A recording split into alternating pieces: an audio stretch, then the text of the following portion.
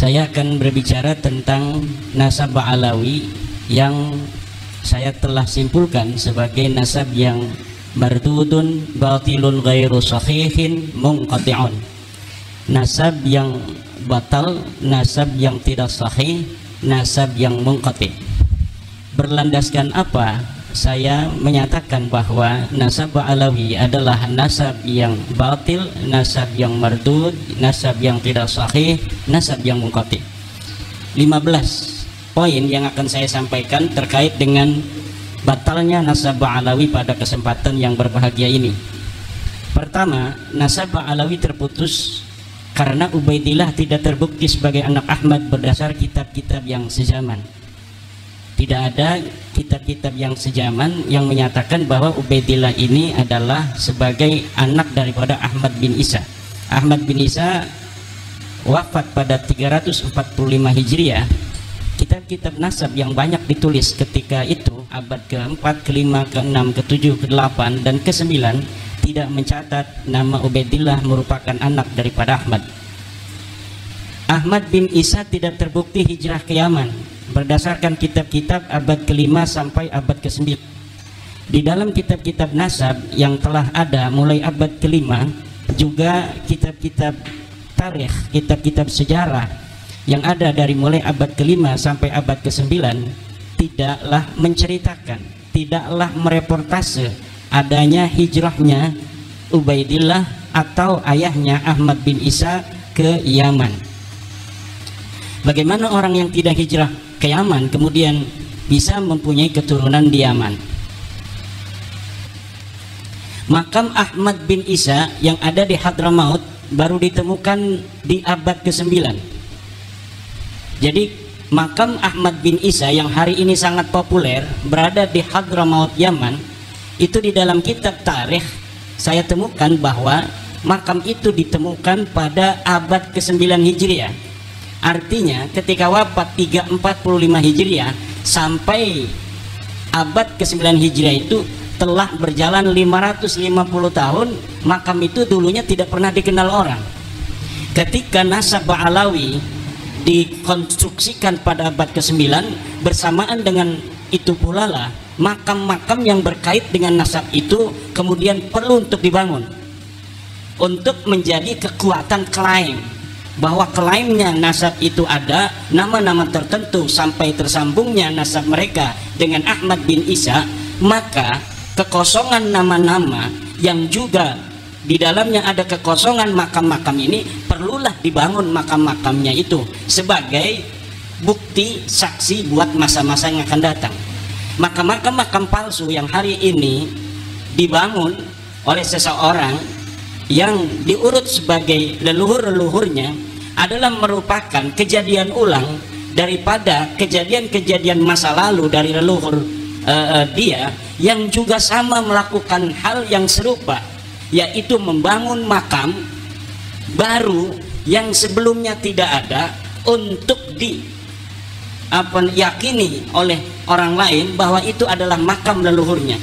Bagaimana pengurutan nasabnya ini sampai Ahmad bin Isa ada dibuktikan dengan makam yang kemudian dibangun, diberikan tanggal, diberikan titi mangsa sesuai dengan titi mangsa orang-orang yang diklaim ada pada abad itu, padahal orang-orang itu pun tidak ada, sebagaimana makam itu pun dulunya tidak ada.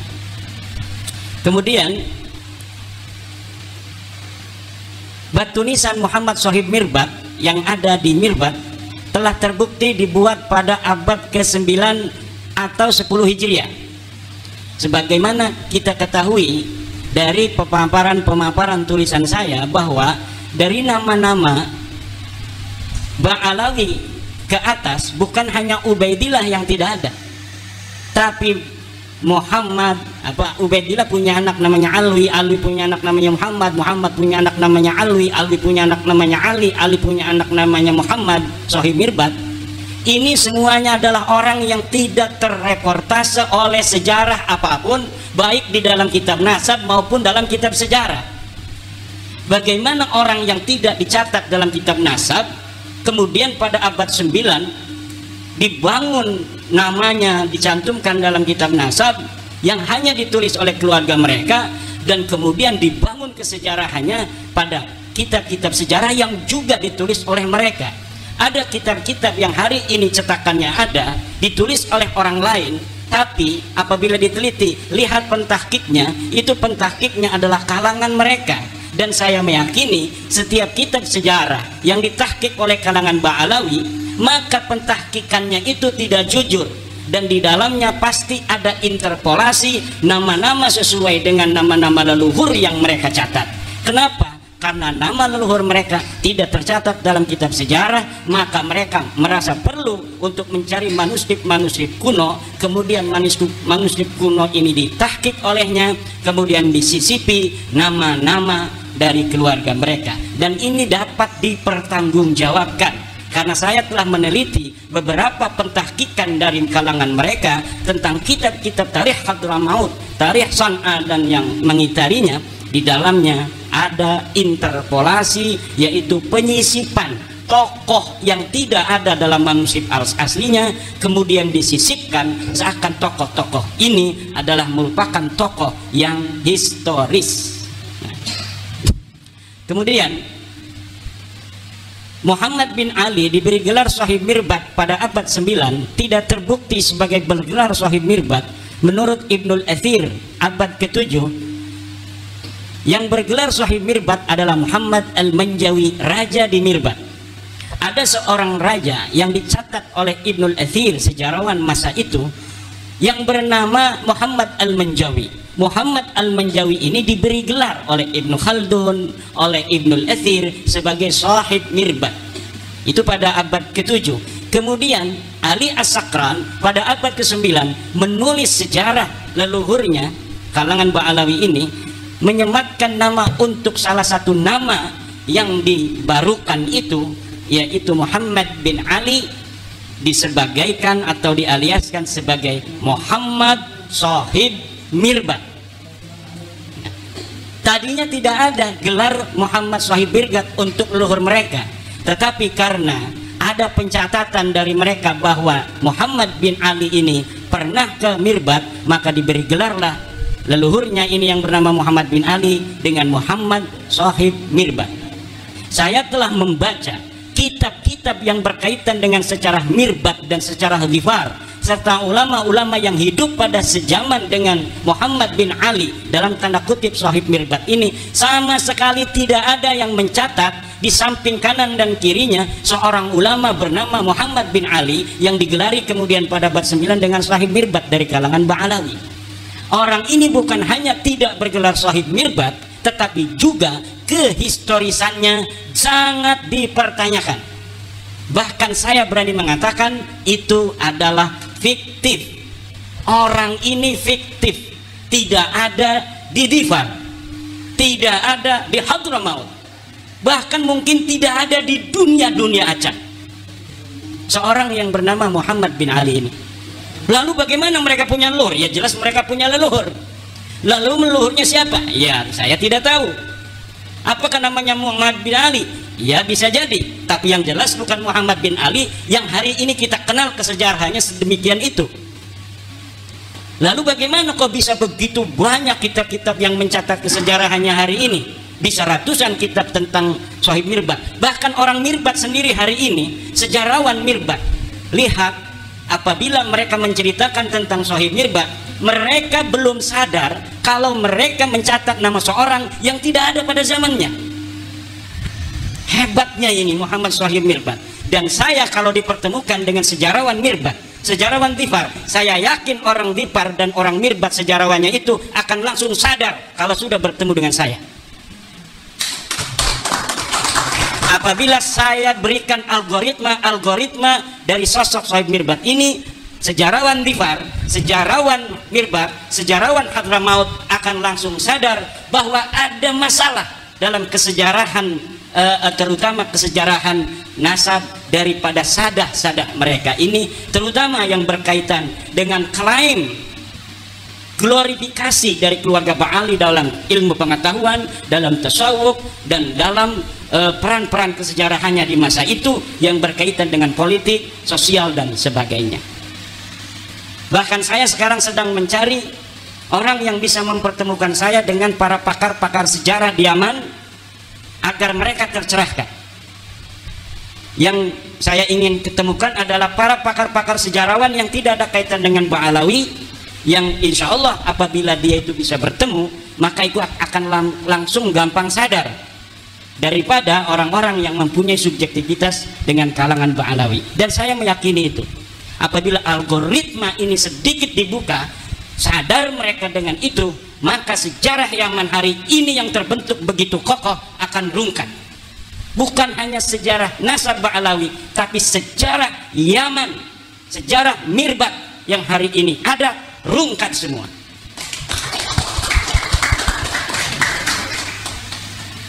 Kemudian Abdullah bin Sohib Mirbat yang tercatat dalam kitab Al-Ghurar abad 10 sebagai anak Sohib Mirbat yang mendapat ijazah dari Muhammad Al-Qala'i adalah fiktif.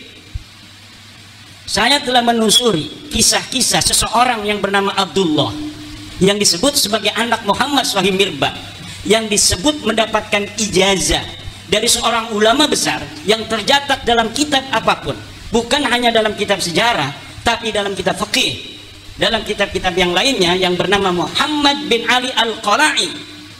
Muhammad bin Ali Al-Qala'i seorang ulama besar di Mirbat yang hidup sejaman dengan tokoh fiktif Muhammad Sohib Mirbat. Ini dikatakan dia memberikan ijazah kepada seseorang bernama Abdullah, Syarif Abdullah. Kemudian Syarif Abdullah ini disebutkan sebagai anak daripada Muhammad Sohib Mirbat Ba'alawi. Saya meyakini nama ini bukan untuk Abdullah bin Muhammad Sohib Mirbat. Adapun dikatakan bahwa Abdullah ini bin Muhammad Sohib Mirbat adalah pencaplokan sebuah manuskrip tentang ijazah yang tidak diketahui dia bin siapa, kemudian dialiaskan sebagai anak Muhammad Sohib Mirbat. Untuk apa? Agar kesejarahan leluhur mereka tercatat dalam bukti-bukti manuskrip yang dapat ditelusuri. Yang dapat ditelusuri nama Abdullah karena dia mendapatkan ijazah, tetapi Abdullah ini tidak diketahui siapa ini Abdullah. Dikatakan bahwa Abdullah ini adalah anak Muhammad Sohib Mirbat. Muhammad Sohib Mirbatnya mana? Fiktif. Tidak ada Muhammad Sohib Mirbat yang bernama Muhammad bin Ali Ba'alawi. Muhammad bin Ali Ba'alawi atau disebut juga Muhammad bin Ali Qalikosam. Saya dapat menyatakan dengan tegas bahwa orang ini fiktif. Tidak ada ulama tarikh yang menulis kesejarahan tokoh ini. Tidak ada ulama nasab yang mu'tamadah, yang bisa dipegang keulamaannya dalam ilmu nasab, yang mencatat seseorang bernama Muhammad bin Ali yang hidup sezaman dengan Muhammad bin Ali Al-Qala'i. Kemudian Jadid yang terdapat dalam kitab As-Suluk tidak terbukti sebagai saudara dari Alwi. Jadi ada kitab sejarah yang kitab sejarah ini adalah mu'tamadah yang bisa dijadikan pegangan untuk sejarah Yaman. Disebutkan ada seorang bernama Jadid yang disebut seorang syarif. Lalu keluarga Ba'alawi pada abad 9 mengatakan bahwa Jadid ini adalah saudara dari leluhur mereka yang bernama Alwi. Dengan demikian kekosongan kesejarahan mereka dalam kitab-kitab tarikh itu mudah-mudahan menurut mereka bisa terpenuhi dengan adanya nama Jadid yang dicatat dalam kitab As-Suluk. Bagaimana caranya? Dengan mengakui Jadid ini sebagai saudara dari leluhur mereka yang bernama Alwi. Dan ini pun nanti akan terjadi pada seorang ulama bernama Salim bin Basri, yang kemudian Salim bin Basri ini yang tercatat dalam kitab-kitab sejarah itu diambil namanya, dialiaskan bapaknya yang bernama Basri sebagai saudara daripada Alwi. Jadi dari sini ngambil supaya kuat. Ternyata yang diambil ini polanya sama. Setelah diambil namanya sebagai bagian dari keluarga mereka, lihat hari ini dalam kitab Syamsul Dhahirah, orang-orang yang tercatat dalam sejarah ini diingkiratkan, dikatakan bahwa mereka tidak mempunyai keturunan. Lihat nama Abdullah bin Sohib Mirbat, inqarada, tidak punya keturunan. Lihat Jadid, inqarada fi al-qarnis fi akhiri qarnis sitti, dia ingkirat di akhir abad 6. Kemudian lihat Salim bin Basri, demikian pula dikatakan bahwa keturunannya ingkirat pada akhir abad ke-6. Semua orang-orang yang ada di dalam buku-buku tarikh, dalam buku-buku sejarah yang diambil nilai-nilai sejarahnya, kemudian sosok keturunannya dikatakan tidak ada. Sementara orang-orang yang sama sekali tidak dicatat dalam sejarah seperti Muhammad Sahih Mirbat itu kemudian berketurunan sampai hari ini. Ini yang terjadi dengan nasab Ba'alawi. Kemudian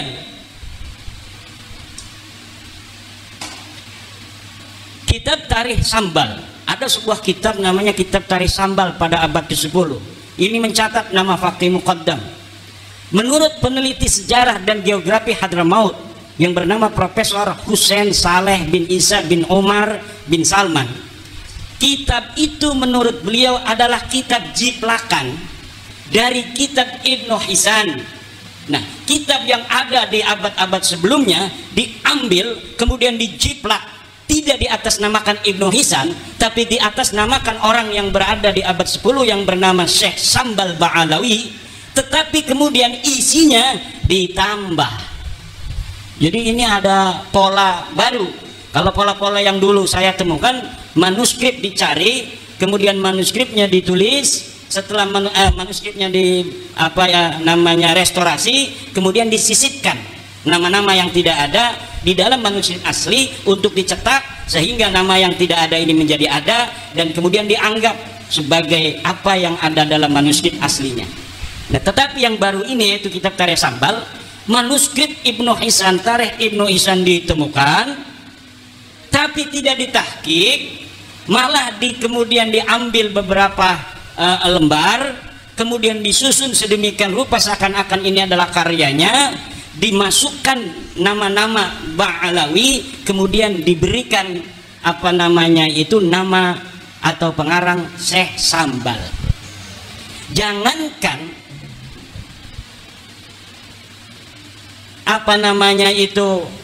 kitab ini ada pada masanya, tokoh Syekh Sambalnya aja ada yang melakukan, dia betul-betul pernah ada. Jadi yang disebut Syekh Sambal dari keturunan Ahmad bin Isa ini, para tokoh sejarawan di Yaman itu ada yang tidak percaya kalau Syekh Sambal ini pernah ada pada abad 10. Lalu dari mana pentahqiq Abdullah Muhammad Al-Habsyi bisa menyatakan itu? Wallahu a'lam bishawab. Yang bertanggung jawab adalah Abdullah Muhammad Al-Habsyi. Dia menyatakan dia menemukan manuskrip atas nama Syekh Sambal. Kemudian dia mencetaknya. Ternyata setelah diteliti oleh pakar sejarah, ini kitab bukan milik Syekh Sambal, tapi sebagian diambil dari kitab Ibnu Hisan, kemudian ditaruhin nama Syekh Sambal yang disebutkan sebagai keturunan dari Ba'alawi. Jadi ini sangat luar biasa sekali. Polanya pola beda lagi, pola baru gitu. Modus baru gitu lah. Kemudian kitab Al-Baha fi Tarikh Hadramaut karya Abdurrahman bin Ali bin Hisan abad ke-9. Nah, ini yang diciplak ini kitab ini. Kitab yang tadi saya sebutkan Tarikh Sambal itu adalah jiplakan dari Ibnu Hisan. Ibnu Hisan ini menulis sebuah kitab namanya Al-Baha fi Tarikh Hadramaut. Pengarangnya namanya Abdurrahman bin Ali bin Hisan, wafat 818 Hijriah. Kitab ini pun ditahqiq oleh orang yang sama, yaitu Abdullah Muhammad Al-Habsyi, dan di dalamnya disisipkan nama-nama Ba'alawi.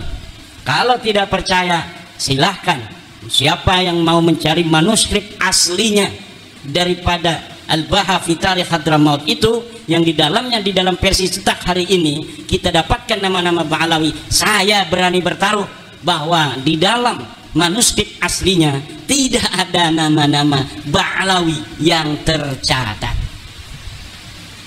Jadi tidak perlu sibuk-sibuk saya untuk mencari manuskrip, karena saya telah meyakininya. Bagaimana meyakininya? Itu hanya husnudon berarti atau suudon, karena polanya sudah ketahuan.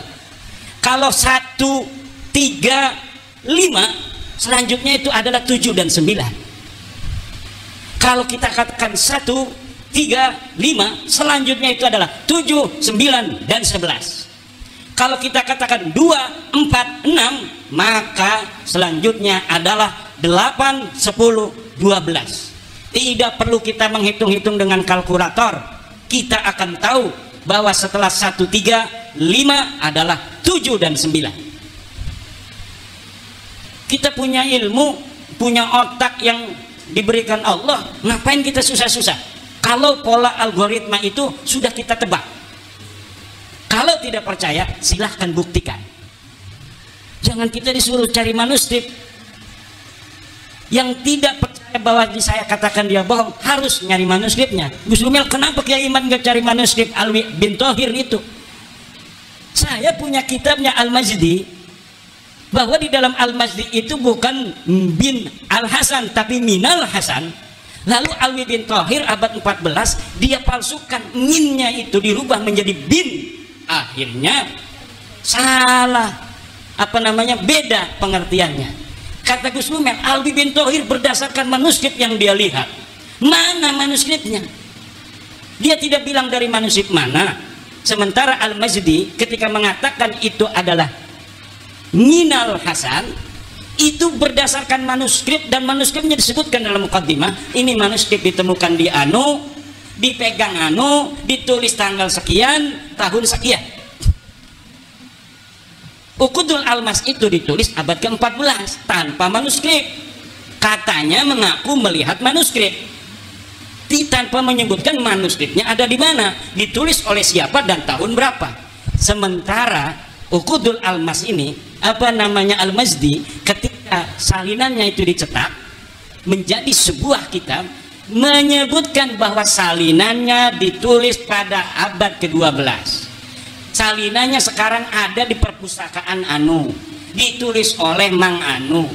Lalu sesuatu yang berdasarkan alamat yang jelas melawan sesuatu di abad 14 yang tidak punya alamat sama sekali, mana yang menang dan mana yang harus dipertanggungjawab? Ini yang terjadi. Kemudian kitab Al-Imam Al-Muhajir, ada sebuah kitab namanya Al-Imam Al-Muhajir, ditulis oleh Muhammad Diyah Shihab, ini ada di Indonesia, dan Abdullah bin Noh, ini seorang ulama di Bogor, ditulis tanpa referensi sejaman. Kitab ini menerangkan tentang tokoh yang bernama Al-Imam Ahmad Al-Muhajir. Semuanya lengkap, ini binnya anu, belajarnya di anu, pergi ke anu dan sebagainya, tetapi tanpa referensi. Kitab pada masanya bahkan sampai abad ke-9 tidak bisa disebutkan satupun kitab apa yang menjadi referensinya. Lalu referensinya abad berapa? Ya referensi unggulan Ba'alawi, yaitu Al-Burqatul Musyiqah dan Al-Jauharus Syafaf. Hanya itu saja mentoknya, dengan satu lagi kitab Al-Ghurar di abad ke-10. Kitab Al-Ghurar, nah ini yang tadi saya sebutkan, Ba'alawi abad 10, yang menjadi salah satu buku referensi utama nasab Ba'alawi, hanya mempunyai referensi dari abad ke-9, yaitu kitab Al-Burqah dan kitab Al-Jauharus Syafaf. Jadi abad 10 sudah nambah tuh. Tadinya abad 9 hanya ada Al-Burqah dan Al-Jauharus Syafaf. Abad 10 nambah satu, namanya Al-Ghurar. Nanti ada lagi kitab karangan Abu Bakar Al-Idrus, ada 4. Nanti tumbuh lagi, nanti abad 11 makin banyak, abad 12 makin banyak. Sehari ini ratusan kitab menyatakan nasab Ba'alawi dan sejarahnya, tetapi semuanya akan mentok dan habis pada abad ke-9. Referensinya tidak akan bisa nganclong ke abad ke-8, abad ke-7, abad ke-6, abad ke-5 dan abad ke-4, karena memang semuanya is nothing. Orang ini tidak pernah ada. Kita merujuk kepada kitab-kitab para ulama-ulama salaf. Banyak kitab-kitab nasab, ya, kitab-kitab nasab itu banyak. Kitab-kitab nasab itu ada banyak. Contoh kitab nasab namanya Nubzat Latifah fi Silsilati Nasabi Alawi, ditulis sama Al-Imam Ali Zainal Abidin Ibn Alwi. Jamalul Lail, ya. Jamalul Lail. Jadi nanti anak jelasin. Habaib itu banyak, ada pecahan Jamalul Lail itu pecahannya banyak. Al-Gadri itu pecahan Jamalul Lail. Al-Gadri, terus Asirri, itu pecahan-pecahan dari Jamalul Lail. Penjelasannya panjang, sebab masalah nasab. Kalau anak kan nggak ngerti nasab, hanya anak sedikit tahu, dan sedikit dari pengetahuan anak tentang nasab, anak ajarin ke ente orang semua. Itu satu, ya, kitab Nubzat Latifah fi Silsilati Nasabil Alawi. Terus ada kitab Ittisal Nasabil Alawi wal Ashraf, ditulis sama Habib Umar bin Hasan Al-Attas. Ya, terus ada juga kitab Syamsuz Zahirah, ini yang paling terkenal, yang menjadi rujukan Rabithah Alawiyah. Sekarang ini Rabithah Alawiyin, sama menjadi rujukan maraji daripada Naghabatul Ashraful Kubra, Habib Ali Zain Abidin Segaf. Kalau Rabithah sekarang ketuanya Habib Taufik, ya, guru kami Habib Taufik Ibn Abdul Qadir Segaf. Nah, kitab Syamsuz Zahirah ini yang banyak menjadi rujukan para ahli-ahli nasab. Ya, kitab Syamsuz Zahirah. Itu dikarang sama Habib Rahman Al-Masyhur, yang ngarang kitab Bughyatul Mustarsyidin. Ya, fatwa ulama mutaakhirin. Paham? Nah, terus oke. Kita ke Sayyidina Ali bin Ubaidillah. Sayyidina Ali ibn Ubaidillah. Ya. Nah, Sayyidina Ali ibn Ubaidillah, mana tadi? Ubaidillah ibn Ahmad Muhajir, ya kan? Ubaidillah ibn Ahmad Ahmad Muhajir ibn Isa Rumi. Isa Rumi bin Muhammad An-Nagib, dan seterusnya. Nah, sekarang kita cari dalil. Kita cari kebenaran. Ini, kita cari kebenarannya. Entah kamu dari atas ke bawah atau dari bawah ke atas. Dari bawah ke atas atau dari atas ke bawah. Kita cari, kita cek, ya. Sohnya di mana? Kenyataannya, benernya itu ada di mana? Dalil pertama. Nah, ini kita yang dari bawah, atas ke bawah aja ya. Dari atas ke bawah. Dalil bahwasanya Nabi Muhammad, sebab kenapa Ana jelaskan ini? Sebab ini untuk, kalau orang yang paham sih tidak perlu dijelaskan, mereka taslim. Udah Ana percaya antum habaib. Selama antum megang buku Rabithah, tercatat di Rabithah. Kalau nggak tercatat di Rabithah, ya bukan habaib. Atau mungkin masih menelusuri silsilah garis keturunannya. Tapi bagi orang-orang bodoh, ya, perlu diperkuat, diyakinkan lagi. Apalagi yang tadi Anda bilang, yang tidak yakin, kalau ragu masih mungkin lah, masih mending dia syak. Ya. Ini dia tidak meyakini sama sekali, tidak mempercayai sama sekali. Nggak ada habaib di Indonesia itu. Habaib di Indonesia itu semua palsu. Ada. Yang ngomong ustadz, yang ngomong kiai. Ana lupa namanya dan Ana lihat di mana gitu. Dia berkata seperti itu. Apakah di Malaysia, apakah di Indonesia, apa kurang paham. Baru-baru ini. Nah, sekarang kita lihat, ayo. Apa dalil dan bukti? Apa dalilnya kalau Rasulullah itu punya anak Sayyidah Fatimah? Walaupun tanpa dalil kita percaya gitu kan. Tapi tetap Ana kasih dalilnya. Bismillahirrahmanirrahim.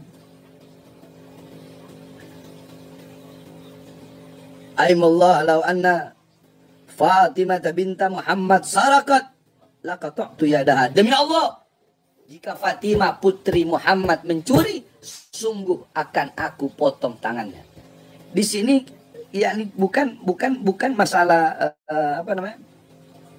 Bukan masalah hadisnya. Paham itu? Bukan masalah jika Fatimah mencuri, bukan masalah itunya. Tapi di sini yang menjadi dalil bahwasanya Fatimah binta Muhammad, bintanya yang jadi dalil di sini. Paham nggak itu? Yang jadi dalil bintanya. Kan Rasulullah bilang, laukana, ya, laukana Fatimah binta Muhammad sarokot lakotok ya dah. Kalau Fatimah mencuri, aku potong tangannya. Anda nggak jelaskan hadisnya. Nah, maksudnya ini menjadi dalil bahwasanya dengan binta di sini, dengan ada tulisan binta dalam hadis ini, putri, berarti memang betul bahwasanya Nabi Muhammad punya anak yang bernama Sayyidah Fatimah. Selesai? Satu. Ya. Terus. Udah kan? Itu Sayyidah Fatimah tuh udah tuh. Ya. Udah. Nah, sekarang ke bawahnya. Ya. Sekarang ke bawah, ke bawahnya. Apa dalilnya? Walaupun sekali lagi kita semua tahu Sayyidina Husain itu anaknya Siti Fatimah. Tapi kalau orang yang bodoh, orang yang goblok, orang yang hatinya telah ditutup, ya, telah ditutup oleh Allah Subhanahu wa taala karena kecintaan kerasukannya, kerakusan terhadap dunia, orang yang hatinya ditutup dengan kegelapan sehingga tidak bisa melihat kebenaran, orang-orang yang hatinya ditutupi dengan sifat hasud, sehingga walaupun dia tahu Rasulullah punya anak Fatimah, Fatimah punya anak Husain, tapi di sini anak akan berikan penjelasan yang lengkap beserta dalil-dalilnya. Jadi bukan sekedar hanya omongan aja. Fatimah itu anaknya Rasulullah, Sayyidina Husain itu anaknya Fatimah. Enggak, tapi pakai dalil. Tadi satu udah dalilnya. Ya, tadi udah dalilnya. Bahwasanya betul Fatimah adalah putri Rasulullah Shallallahu Alaihi Wasallam. Paham? Nah, terus apa dalil bahwa Sayyidina Husain Sayyidina Husain anak Sayyidah Fatimah dan Sayyidah Fatimah punya anak Sayyidina Husain? Apa dalilnya? Anal Hakim, Al-Imam An-Naisaburi bi isnadi an Abi Hazm, an Abi Hurairah qala ra'aitu Rasulullah sallallahu alaihi wasallam wa huwa hamil Husain ibn Ali alaihi wassalam wa huwa yaqul Allahumma inni ahabbahu fa ahabbahu. Nah, ini hadis ini ya, ini hadis tadi ini mengatakan bahwasanya Rasulullah sallallahu alaihi wasallam ya, membawa Sayyidina Husain sallallahu alaihi wasallam Ali, semoga Allah Subhanahu wa taala memberikan keselamatan kepada beliau. Dan bahwa yaqulu, dan Rasulullah bersabda, Allahumma inni ahibbahu. Ya Allah, sesungguhnya aku mencintai dia. Siapa? Husain. Dan di sini disebut Husain ibn Ali. Ali suaminya siapa? Sayyidah Fatimah. Ini menjadi bukti bahwasanya Sayyidina Husain adalah benar adanya anak daripada Sayyidah Fatimah. Sebenarnya ini nggak perlu dijelaskan kalau bagi orang yang beriman. Tapi bagi orang munafik ini harus dijelaskan dengan harapan semoga kemunafikannya hilang, kebodohannya hilang. Paham? Terus udah ya. Tadi inti hadis, inti pembuktian yang kedua tadi bahwasanya Husain adalah putra Ali. Nah, terus pembuktian ketiganya apa? Pembuktian ketiganya kita harus membuktikan bahwasanya Ali ini adalah suami Fatimah yang merupakan Sayyidah Fatimah putri Rasulullah SAW. Qala Ali radhiyallahu an, tazawwajtu Fatimah radhiyallahu anha, fakultu ya Rasulullah ibn Abi, ila akhir.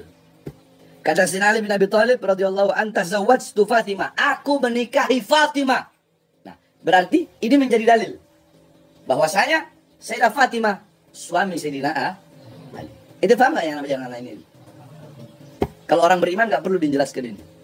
Ini anak jelaskan khusus untuk orang-orang munafik, khusus untuk orang-orang yang hanya bisa bicara tanpa pakai dalil, yang mengatakan bahwasanya habaib itu tidak ada, bahwasanya habaib itu semuanya palsu, bahwasanya habaib itu omong kosong.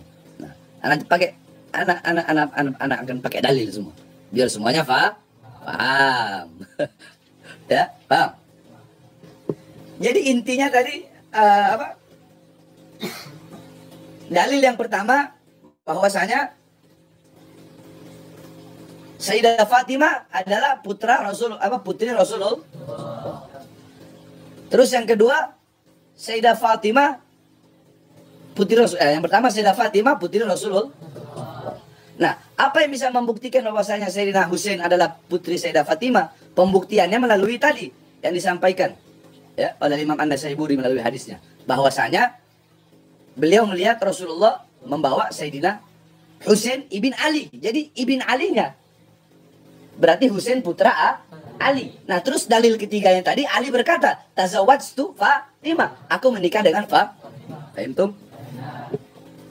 Paham itu orang ya? Harus paham.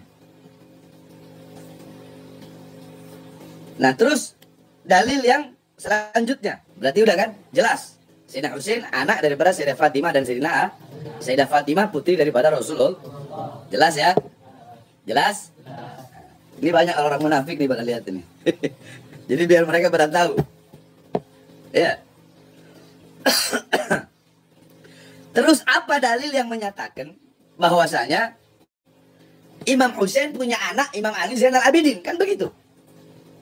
Karena Imam Ali Zainal Abidin bin Husain Ali Zainal Abidin As-Sajjad. Nah, ini ada satu hadis di kitab Sunan Turmudi, salah satu kutubus sittah. Ya. Ini hadisnya panjang ini. Ini hadisnya panjang. Bahwasanya langsung aja kita bahas. Hadatsana Nasr bin Ali Al-Jazmi hadatsana Ali bin Ja'far bin Muhammad bin Ali akhbarani akhi Musa bin Ja'far bin Muhammad an Abi Ja'far bin Muhammad an Abi Muhammad bin Ali an Abi Ali bin Husain an Abihi an jaddi Ali bin Abi Thalib anna Rasulullah sallallahu alaihi wasallam akhadha bi yadi Hasanin wa Husainin faqala man ahabbani wa ahabba hadaini wa abahuma wa ummuhuma. Intinya Rasulullah sallallahu alaihi wasallam beliau mengambil ya dengan tangannya. Beliau mengambil Sayyidina Hasan dan Sayyidina Husain faqala, dan beliau berkata, man ahabbani, siapa yang mencintaiku, wa ahabba hadaini, maka cintailah dua putra ini, cintailah dua orang ini. Wa abahuma, dan cintailah ayah keduanya. Wa ummuhuma, dan cintailah ibu keduanya. Berarti cintai juga Sayyidina Ali, cintai juga Sayyidina Paham? Nah, ya. Berarti jelas bahwasanya faqala hadis Hasan ya Hasan Husain faqala man ahabbani wa ahabba hadaini wa abahuma kana ma fi darajatin yawm al-qiyamah. Wa qala bisa hadha hadithun hasan gharib an min hadith Ja'far bin Muhammad illa min hadzal wajh. Paham? Paham ya? Nah, yakni hadis ini gharib. Hadis ini hadis gharib. Tidak perlu menjelaskan panjang lebar apa itu hadis gharib. Ya. Nah, terus kuncinya ada di mana? Kuncinya ada di mana? Kuncinya ada di Haddatsana Nasr bin Ali, Haddatsana Ali bin Ja'far bin Muhammad bin Ali akhbarani akhi Musa bin Ja'far bin Muhammad an abihi, Ja'far bin Muhammad an abihi, Muhammad bin Ali. Nah, kuncinya ada di bin Ali tadi. Jadi sanad hadisnya. Paham? Telah memberi kabar. Jadi Al-Imam Nasr bin Ali ini mengatakan, hadatsana, telah memberi hadis kepadaku Ali. Ali bin Ja'far. Ja'far memberi hadis Ja'far bin Muhammad. Muhammad bin Ali.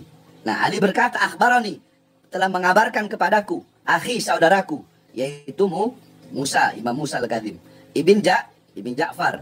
Ja'far ibn Muhammad Al-Bagir. Muhammad Al-Bagir an abihi, dari ayahnya, yaitu Ja'far Shadiq bin Muhammad. Salah. Abihi Ja'far Shadiq bin Muhammad Al-Bagir an abihi Muhammad ibn Ali an abihi Ali, dari ayahnya Ali ibn Husain. Jadi Ali Zainal Abidin ibn Husain. Nah, yakni sanad hadis ini ya, an tadi akhbaroni itu menjelaskan bahwasanya memang benar Sayyidina Husain punya anak yang bernama Ali. Nah, Ali yang dimaksudkan di sini adalah Ali Zainal Abidin. Walaupun anak Sayyidina Husain yang bernama Ali banyak. Ada Ali Al-Akbar, ada Ali Al-Awsat, ada Ali Al-Asghar. Tapi yang dimaksudkan dalam hadis yang dalam Sunan Turmudi di sini adalah Al-Imam Ali Zainal Abidin ibn Husain. Ini menjadi fakta, ini menjadi dalil bahwasanya betul Sayyidina Husain punya anak yang bernama Al-Imam Ali Zainal Abidin. Dan seterusnya sampai ke Imam Ali Al-Uraidi. Paham? Terus, udah, Imam Ali Al-Uraidi. Imam Ali Al-Uraidi, dari mana kita bisa tahu? Imam Ali Al-Uraidi punya anak yang bernama Muhammad Al-Lagib. Dari mana bisa tahu? Imam Ali Al-Uraidi punya anak Muhammad an-Nagib. Qala Al-Ubaidili fi kitab Tahdhibul Ansab. Tahdhibul Ansab. Al-Aga bin Ali al-Uraidi ibn Ja'far as-Sadiq salawatullah alaihim min arba'ati nafar wa hum Muhammad ibn Ali wal Hasan ibn Ali wa Ja'far ibn Ali wa Ahmad ibn Ali. Nah, qala berkata Al-Ubaidili dalam kitab Tahzibul Ansab bahwasanya anak yang berketurunan dari Ali al-Uraidi ibn Ja'far Shadiq tadi ada 4 anaknya. Siapa saja? Muhammad, Ali, Hasan, dan Ahmad. Nah, Muhammad di sini adalah Muhammad an-Nagib yang merupakan leluhur habaib tadi. Nah, berarti ya, Al-Ubaidili yang perkataan Al-Imam Al-Ubaidili dalam kitab Tahzibul Ansab ini menjadi dalil bahwasanya benar bahwa Ali al-Uraidi punya anak yang bernama Muhammad an-Nagib. Ada lagi saudaranya Hasan, Ja'far, sama Ahmad. Itu Tahzibul Ansab, halaman 175. Ya. Ya. Ini biar di sini orang-orang munafik ini yang masuk di sini biar pada otaknya biar pada bener. Khususnya Ustadz Kiai yang ngomong kalau habaib itu nggak ada itu habaib. Nggak ada itu habaib. Anak kalau ngomong pakai dalil. Ya, saya kalau ngomong pakai dalil. Oke? Khalas? Paham? Fahimtum? Nah, ya. Jadi itu dalil bahwasanya Imam Ali al-Uraidi punya anak yang bernama Imam Muhammad an-Nagib. Fahimtum?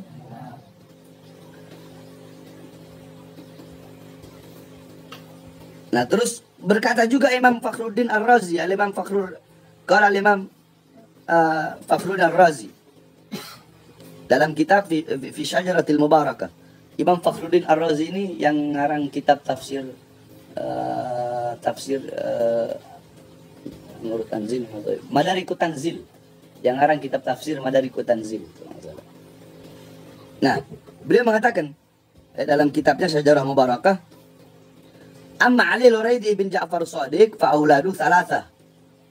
Al-firqa ula alladhina ittafaqa an-nas ala annahum aqabu wa huwa ibnan Muhammad al-Akbar wa Ahmad asy-Sya'rani.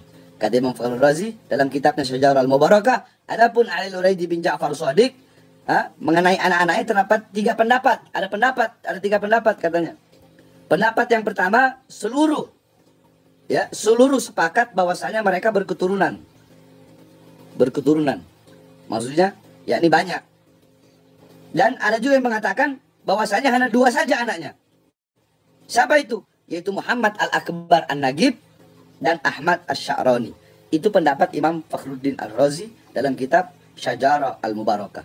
Nah, berarti benar dari 2 pendapat tadi.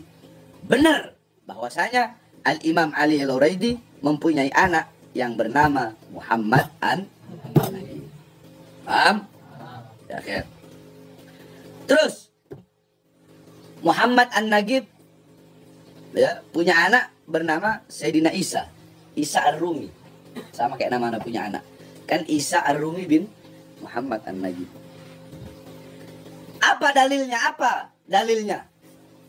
Kalau apa kebenarannya? Kalau memang benar Muhammad an-Nagib itu punya anak yang bernama Isa Ar-Rumi.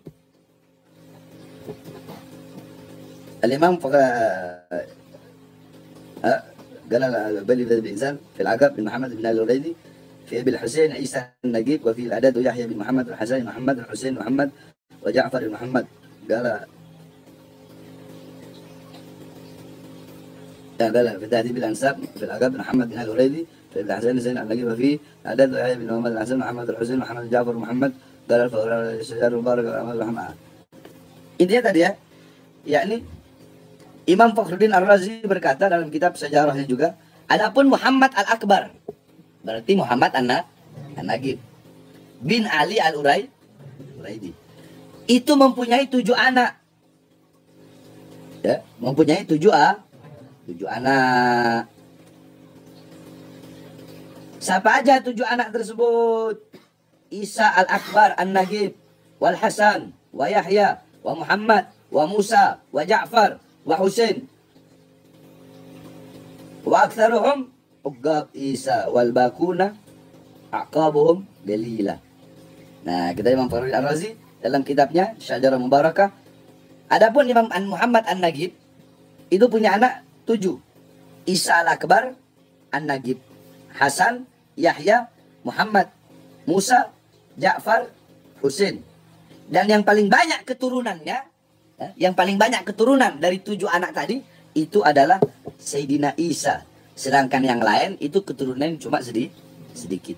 Nah, ini menjadi dalil bahwasanya benar Isa Ar-Rumi adalah anak daripada Imam Muhammad An-Nagib. Paham? Selanjutnya, kita urut terus. Nah, terus Isa Ar-Rumi punya anak namanya Ahmad. Ahmad Al-Muhajir. Ahmad bin Isa Ar-Rumi. Apa dalilnya kalau Ahmad Al-Muhajir itu punya anak yang bernama kalau Isa Ar-Rumi punya anak yang bernama Ahmad Al-Muhajir. Qala Al-Fakhr Razi fi Syajarah Mubarakah, masih dalam kitab yang sama. Amma Isa falahu min al-Ubaina ada 10 rajulan, Muhammad al-Arzaq wa Ja'far wa Ishaq al-Ahnaf Fahri wa Abdullah al-Ahnaf Bisham wal Husain al-Akbar wa Ali wa Hasan wa Yahya wa Ahmad illa bi wa Isa wa Musa. Kata Imam Fakhruddin Ar-Razi dalam kitabnya, adapun Sayyidina Isa Ar-Rumi mempunyai 11 anak. Makanya tadi kan dikatakan sebelumnya yang paling banyak dari 7 keturunannya, dari 7 bersaudara tadi yang paling banyak keturunan adalah Sayyidina Isa Ar-Rumi. Nah, makanya Sayyidina Isa Ar-Rumi itu punya anak 11. Siapa saja? Azraq, Ja'far, Ishaq al-Ahnaf, Abdullah, Ahnan. Bahkan beliau menyebutkan di sini dengan jelas, ya. Dengan jelas beliau menyebutkan tempat tinggalnya juga. Beliau sebutkan tempat tinggalnya. Ishaq al-Ahnaf tinggalnya di Rai. Abdullah al-Ahnaf tinggalnya di Syam. Al-Husain al-Akbar, Ali, Hasan, Yahya, Ahmad, Isa, dan Musa. Nah, di kitab ini berarti menjadi dalil. Istilahnya terkonfirmasi lah. Ya, menjadi fakta, nyata, jelas bahwasanya memang Isa Ar-Rumi punya anak yang bernama Ahmad Al-Muhajir. Jadi dari 11 anak Isa Ar-Rumi ada 1 anak yang bernama Ahmad Al-Muhajir. Ya. Nah, kenapa kok dinamakan Al-Muhajir? Kenapa, Beb? Itu penjelasannya panjang kalau menjelasin. Jadi intinya Muhajir ilallah Ahmad bin Isa Ar-Rumi. Makanya dalam kaedah para habaib ada 3 habaib yang paling banyak berperan. Dari seluruh habaib 3. Ya, 3 sayyid, 3 sadah ini sangat berperan utama. Siapa saja? Pertama, Muhajir ilallah Ahmad bin Isa Ar-Rumi yang tadi dibahas tadi. Muhajir ilallah Ahmad bin Isa Ar-Rumi. Kenapa? Karena beliaulah yang pertama kali hijrah dari Basrah, Irak. Yang pertama kali hijrah dari Basrah, dari Irak, beliau hijrah. Beliau bawa anak-anaknya, cucu-cucunya dibawa semua. Hijrah ke Hadramut. Hijrah ke Yaman. Makanya dinamakan Muhajir ilallah. Orang yang berhijrah karena Allah. Al-hijrah, kata Imam Al-Qurtubi, al-hijrah intiqal an syai' ila syai'. Ya kan? Hijrah itu pindah dari sesuatu kepada sesuatu. Kata Imam Suyuti, al-hijrah intiqal min maudhi' ila maudhi'. Intiqal min maudhi' ila maudhi'. Al-Imam Al-Mujahid qal al-hijrah al-muhajir al-hijrah man hajara. Yakni orang-orang yang berhijrah adalah orang-orang yang meninggalkan tempatnya. Ya, orang yang meninggalkan tempatnya, halamannya, hijrah karena takut akan penindasan, fitnah atau kekacauan yang ada di situ. Jadi al-muhajir mantarku siapa orang yang meninggalkan tempatnya. Nah, al-Imam Muhajir ilallah, Ahmad tadi, Ahmad bin Isa Ar-Rumi, beliau hijrah dari Basra, Irak, membawa ke keluarganya, anak cucunya, pindah ke Hadramut untuk apa? Untuk menyelamatkan keluarganya. Untuk menyelamatkan anak cucunya. Dari apa? Dari fitnah yang besar. Apa fitnah terbesar ketika itu? Dijawab oleh para habaib dan para ulama. Fitnah terbesar ketika itu merajalelanya Syiah Rafidhah. Jadi ketika Syiah Rafidhah merajalela, Imam Ahmad, ya, beliau nggak rela, takut anak-anak cucunya nanti terkena virus-virus Syiah, diangkat, dibawa semuanya. Beliau tinggalkan rumahnya, rumahnya mewah, rumahnya besar, ditinggalkan harta bendanya, beliau tinggalkan, cuma bawa baju di badan, bawa bekal, bawa anak cucunya, beliau pergi ke Hadramut. Loh, kenapa kok beliau pilih Yaman? Kenapa kok beliau pilih Hadramut? Tempat yang tandus, tempat yang usang. Padahal beliau bisa punya segala-galanya. Beliau anak cucu Rasulullah, beliau punya ilmu, Dusyauka, wasatwa. Beliau punya kekuasaan ketika ada di Irak.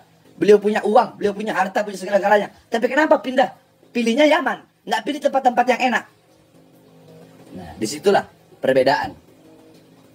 Ya, orang-orang yang hijrah karena Allah, yang berpindah karena Allah, dan orang-orang yang berhijrah bukan karena Allah Subhanahu wa Ta'ala. Paham tum?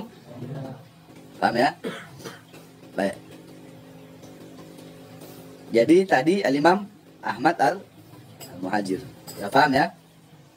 Nah, Imam Muhajir punya anak. Ya.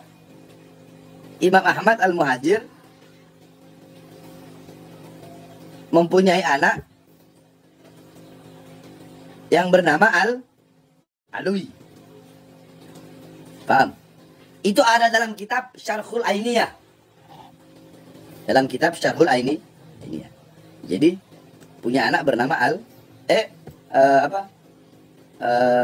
Sayyidina Al-Imam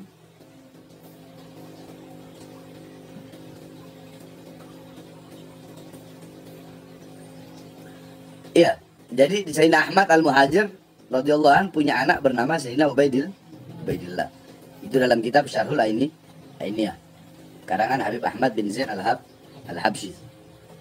Wa qala an Ahmad Al-Muhajir Allah ibn Isa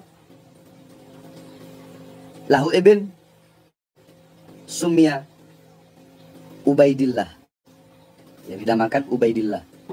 Ya, Ubaidillah bisa bermakna itu taklid dari Abdullah, yakni hamba Allah. Ya, paham? Paham tuh? Ya, Sina Ubaidillah. Jadi itu tasghir itu pengecilan dari Abdullah menjadi Ubaidillah. Itu tasghir. Paham? Nah, jadi itu Ubaidillah. Nah, Ubaidillah punya anak Alwi. Punya anak Sayyidina Alwi. Nah, Alwi tadilah yang menjadi rumpun, yang menjadi penyandaran daripada gelar Alawi, Sayyidina Alwi bin Ubaidillah. Paham? Dan seterusnya. Terlalu panjang kalau menjelaskan. Dan seterusnya. Sayyidina Alwi. Sayyidina mana tadi? Khalaq Qasam bin Muhammad. Ya. Dan seterusnya. Sayyidina Ubaidillah punya abah. Sayyidina Alwi punya abah. Sayyidina Ubaidillah punya anak Alwi. Alwi punya anak Muhammad. Muhammad punya anak Alwi. Alwi punya anak Ali Khalaq Qasam. Ali Khalaq Qasam punya anak Muhammad Sahibul Mirbat. Nah, baru nanti pecah tuh. Baru nanti pecah. Dari jalur Faqih Muqaddam apa saja? As-Saggaf. Jadi pecah dua dia. As-Saggaf, Al-Idrus, Al-Habsyi, Al-Attas bin Syahab. Terus apa lagi? Aja contoh kayak begini aja. Jamalul tadi. Jamalul itu pecahannya banyak. Al-Ghadri pecahan Jamalul. As-Sirri pecahan Jamalul. Terus ada beberapa lagi. Terus bin Syawbakar, itu semua dari Faqih Muqaddam. Bangsa bin Syawbakar. Bin Hafid, Habib Umar bin Hafid. Bin Hafid itu famnya. Itu pecahan dari bin Syawbakar. Al-Hamid pecahan dari bin Syawbakar. Al-Hamid. Al-Muhdar pecahan dari bin Syu'bah. Bin Jindan, pecahan dari bin Syu'bah. Abu Futim, pecahan dari bin Syu'bah. Al-Idrus juga banyak. Ya. Ada Al-Idrus ini, ada Al-Idrus ini. Nah, itu Fagil Muqaddam. Nah, terus ada yang dari Ammul Fagih. Yang dari Ammul Fagih, jadi Fagil Muqaddam itu ponaan, Ammul Fagih itu paman. Yang dari Ammul Fagih, contoh kayak Ana bin Smith dari Ammul Fagih. Al-Haddad Al-Haddad dari Ammul Fagih.